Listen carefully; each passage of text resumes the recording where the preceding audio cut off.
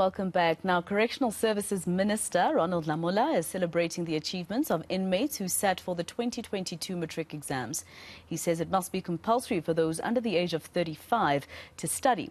Lamola says by acquiring education, they will serve as ambassador of hope when they return to their communities. The minister joins me now live virtually for his reaction. Minister, thank you very much for your time here on eNCA. Just firstly, how did the inmates across the country perform for their Matric exams? Thank you very much and good afternoon to the viewers.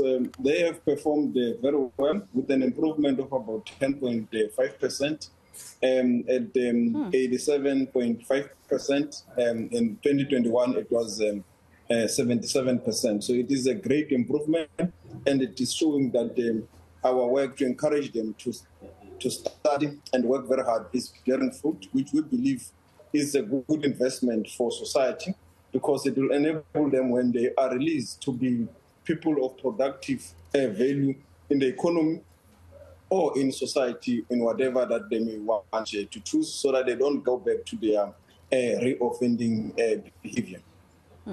Now, obviously, Minister, this is also a part of the rehabilitation process in terms of correctional services and its mandate when it comes to inmates.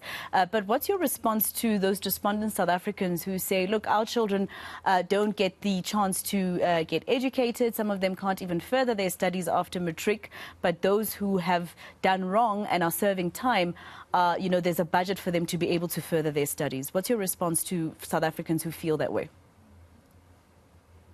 Yeah, no, we don't have a budget to further studies of higher education. It is the families of inmates themselves or inmates themselves who pay for any higher education.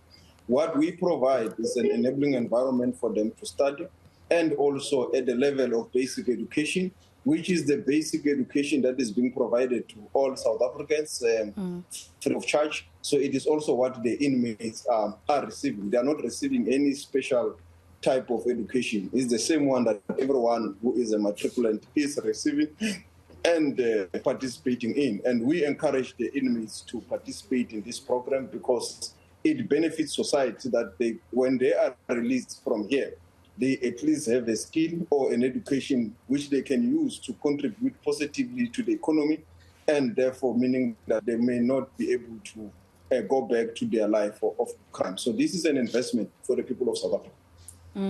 Minister, I have to ask you about other issues that have to do with your portfolio. It's been about 6 months since we heard the news that the Gupta brothers have been arrested in the UAE and that there's some sort of movement in terms of their extradition. How far are we with that? What's taking so long? Is it still the misunderstanding when it comes to Mr. Mashabane and him signing off on behalf of the NPA and the UAE expecting that letter to have come from your department? What's taking so long?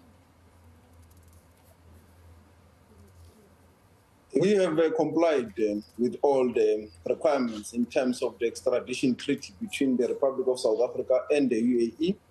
What is now, we are awaiting the court processes in the UAE, and we believe that it will soon go through their court processes where the court will decide whether they are extraditable to South Africa or not.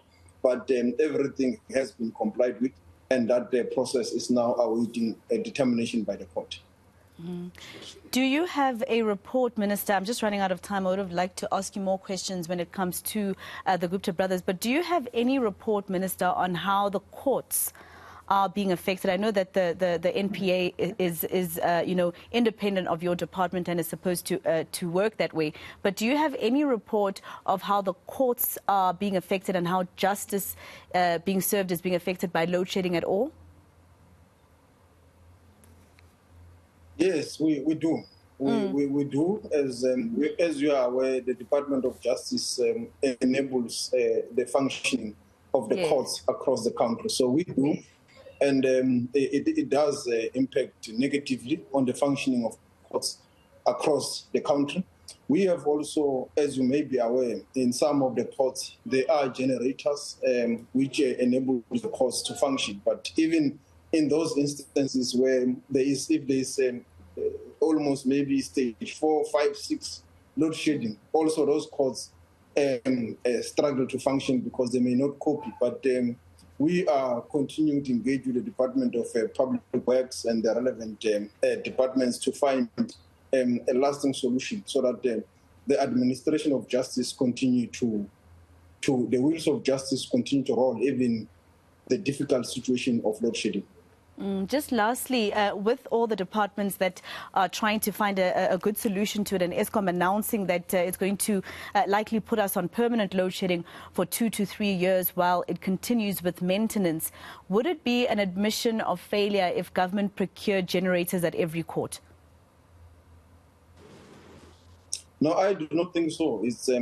We are looking at that solution. And the costs thereof that will be associated with that. Because as you are aware, the generators is not only that, it's also associated with the buying of diesel and also the maintenance of the generator. So all those, we are looking at what will be the impact. And it does affect the functioning of the wheels of justice. So to find a solution, in our view, is not an admission of any failure, is to look at the solution, find it, where there's a problem, because we also have a challenge across the country, not only with the courts, but also with the master's offices, where South Africans want to come to our offices to access the master's services, and sometimes find that there is a challenge of load shedding, or there is a low network, and so forth, which is also impacted by load shedding or the general network. So all those kind of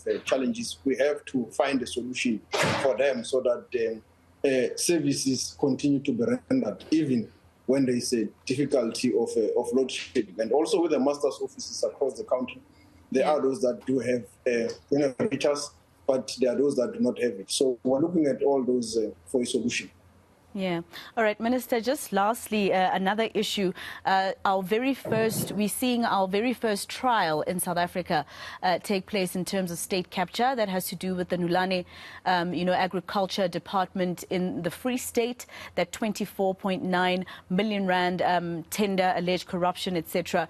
As the Justice Minister, just your words to South Africa, finally, after so long, seeing at least a trial going ahead. Yeah, we welcome that justice and the wheels of justice must unfold. And we have always said that the wheels of justice could be slow, but they will unfold, and the processes will take its course. So what we can only say to South Africans is that let's allow these court processes or the cases to have a life of their own, so that the trials are free and fair, and whatever outcome is in the best interest of justice, that for the people of South Africa to see, and also for them to be able to say, indeed, justice has been served.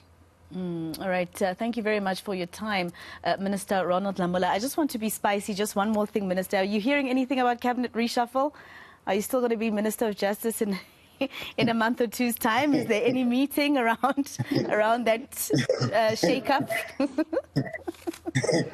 That is the sole prerogative of the president. All right.